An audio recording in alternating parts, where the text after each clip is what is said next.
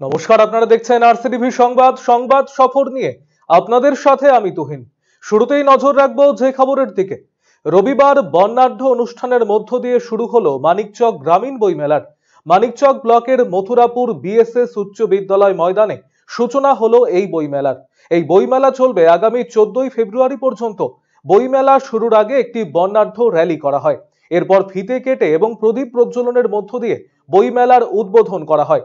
এদিনের উদ্বোধনী অনুষ্ঠানে উপস্থিত ছিলেন রাজ্যের মন্ত্রী সিদ্দিকুল্লাহ চৌধুরী, জেলা শাসক নিতিন সিংহানিয়া, রাজ্যসভার সাংসদ মৌসম বেনজির নূর, রাজ্যের প্রতিমন্ত্রী তাজমুল হোসেন, মালদা জেলা পুলিশ সুপার প্রদীপ কুমার যাদব, বিখ্যাত কবি ও সাহিত্যিক সুবোধ সরকার, বিধায়ক সাবিত্রী মিত্র, মালদা জেলা পরিষদের সভাধিপতি লিপিকা বর্মন ঘোষ, বিধায়ক আব্দুর রহিম বক্সী সহ প্রশাসনিক আধিকারিক এবং জনপ্রতিনিধিরা।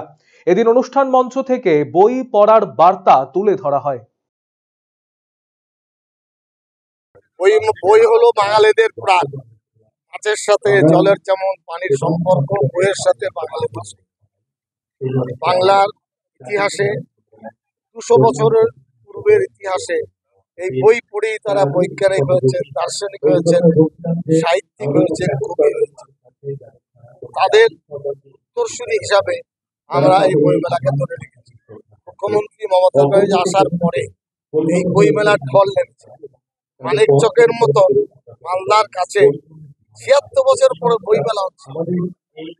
তার মানে গুরুত্ব যারা আছেন তারা হয়তো ভাবতে পারছেন আমরা গ্রামীণ এলাকায় বই মেলা নামিয়েছি এবং এবছর প্রায় 33টা বই মেলা, আরো 23টি বই মেলা জেলায়, 10টি বই মেলা।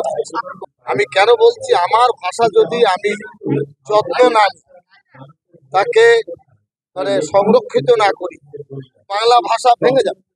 বহু আকাঙ্ক্ষিত চিকিৎসক তথা পূর্ব ভারতের বিখ্যাত হার্ট স্পেশালিস্ট ডক্টর হেমন্ত কুমার গর্গ এখন প্রতি মঙ্গলবার বসছেন রায়গঞ্জের দিশারিতে। শিশু সহ যে কোনো বয়সের রোগীদের হার্ট সংক্রান্ত যে কোনো সমস্যায় আজই যোগাযোগ করুন রায়গঞ্জ উকিলপাড়া স্থিত দিশারি হেলথ কেয়ারে। ফোন নাম্বার 7477785509 ও 7477785512।